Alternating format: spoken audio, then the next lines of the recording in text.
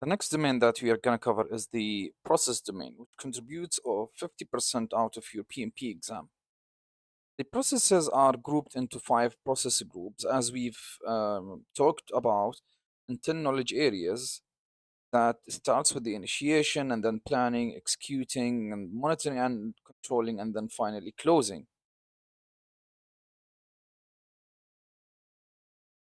And these, let's say, phases or these process group presents the, let's say, the stages of the project which goes through. So the initiation process group, if you recall that, we say that it defines and authorizes the project, where it involves tasks like developing the project charter, identifying the stakeholders, and setting the foundation for the project. And then we have the planning process group. And this, whereas most of the planning happens, it includes processes such as defining the scope, creating a work breakdown structure or the WBS, setting the goals, creating schedules, and risk planning. It helps ensuring that the project is aligned with the goals within the scope, time, and budget. The next key process group here is we have is the execution or executing process group, which focuses on carrying out the project plan, and this includes coordinating resources, managing stakeholders, and performing the tasks defined the project management plan, and to ensure the quality control as part of your process. The first process group here we have is the monitoring and controlling, which involves tracking, reviewing, and let's say regulating the project progress. It includes measuring the performance against the project plans, identifying the variances, and taking corrective actions as necessary. And the final process group here we have is closing. Involves finalizing all of the activities, closing the contracts, delivering the final product, and formally close the project. To focus on processes at the PMP exam, focus on the process knowledge. You should be comfortable with the 49 processes that spans across 5 process group and the 10 knowledge area. Also focus on the process inputs, tools, techniques, and outputs. Do not memorize them. However, you need to understand them and how to apply them, since your PMP exam will have many situational questions that will test your ability to apply these processes at the right time. Also, the utilization of the tools and techniques that is involved at each of these process. So a key part of your PMP exam is understanding the ITTOs, which is associated with each of the process. You will need, or let's say you will need to be able to identify which tools and techniques are used at each process and what outputs at each of these procedures.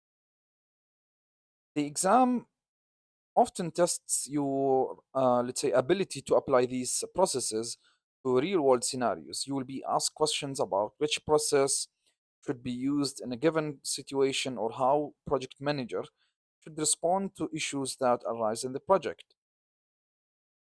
The tips here for you to start with understanding the process group as the second domain of your PMP exam. Here is, I could say that you need to study the PMP book guide, which we already have covered on the course. So familiarize yourself with the PIM book framework, as the exam it's based on it. Understand the ITTOs and use practice exam. Doing a lot of practice tests will help you understand the format and focus areas. Also, the final tip here is to learn the process flow. So understand how the process flow from initiation to closing and which process are the important. The process and the PMP exam represent a big portion of the knowledge needed to become a certified project manager.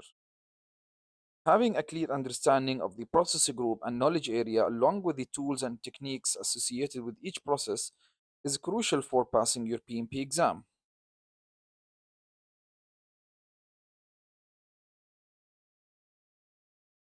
And to start with the first task under the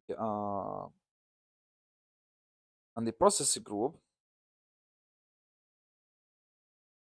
Remember that we will have around 17 tasks that we are gonna explain each of them and what questions that you might expect at the exam. And to start with, we'll start with the first task here we have is to execute project with urgency required to deliver a business value.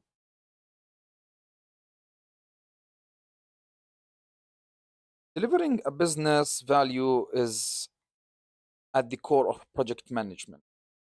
The PMP exam emphasizes the importance of balancing the speed, quality, and strategic alignment to achieve this goal.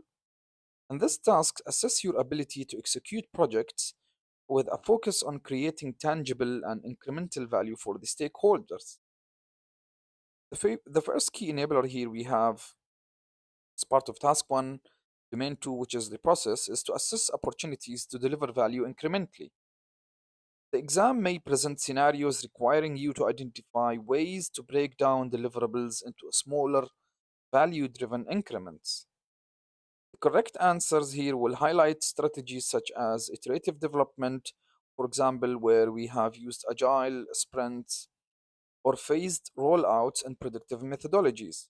For example, delivering a prototype early in the project provides the stakeholders with an immediate feedback opportunities, ensuring the alignment with the business needs. The next, let's say, key enabler here we have on this task is to examine the business value throughout the project. Questions here may test your ability to continuously evaluate and adjust the project to ensure a value creation. Effective responses will involve tools like cost benefit analysis, earned value management or AVM, which we have covered during the monitoring and controlling process group, or even regular reviews with the stakeholders to confirm that deliverables meet the evolving business priorities. The third key enabler we have here is to support the team to subdivide the project tasks as necessary to find the minimum valuable product, which is known as the MVP. Scenarios here require you to guide the team in breaking down tasks or deliverables to identify the MVP. Correct answers to such questions will demonstrate the use of prioritization techniques such as the Moscow method to focus on essential features that deliver maximum value with minimal efforts. And this approach helps ensuring that the stakeholders see an early and meaningful outcomes even in a complex or resource constrained projects. Final PMP exam tip here for this task is um, we said about you might expect questions about delivering business value, focuses on strategies that emphasize the stakeholder collaboration, adaptability, and incremental delivery. Highlight the PMI principles of prioritizing high value tasks and ensuring continuous alignment between the project objectives and organizational goals. Remember that you can use methodologies like agile or hybrid approaches when appropriate to showcase the flexibility in achieving the business value.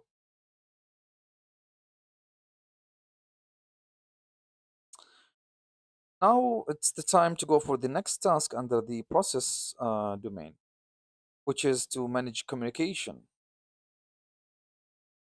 Effective communication is crucial in project management. As we say that most of the project managers spends more than 80% of their time communicating.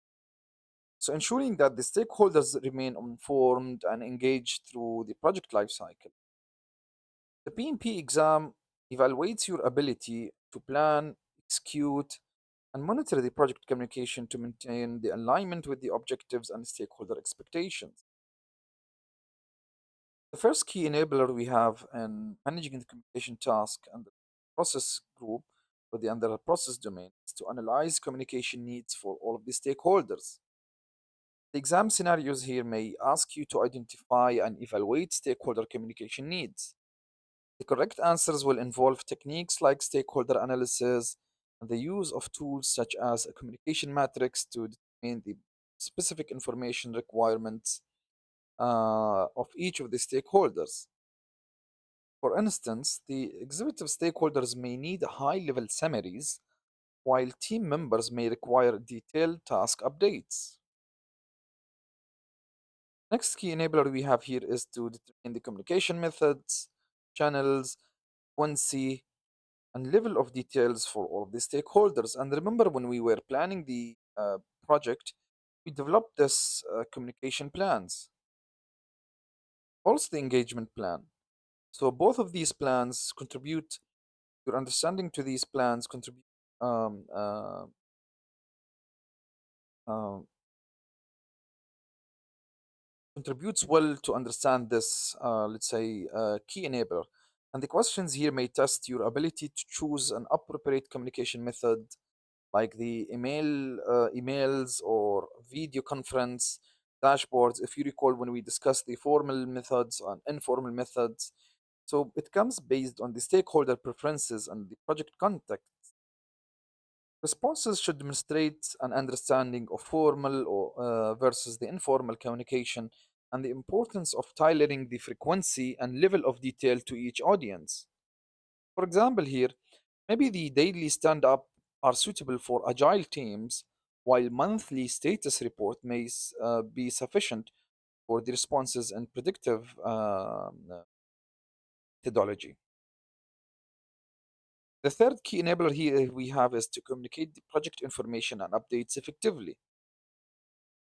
PMP exam may present scenarios where you need to deliver updates to the stakeholders. The correct answers should emphasize the clarity, transparency, and relevance. And this includes using the visual aids such as Gantt charts or burn down charts to convey the progress effectively and ensuring that the information shared is actionable and timely. The final enabler here we have under the managing the communication is to confirm communication is understood and feedback is received.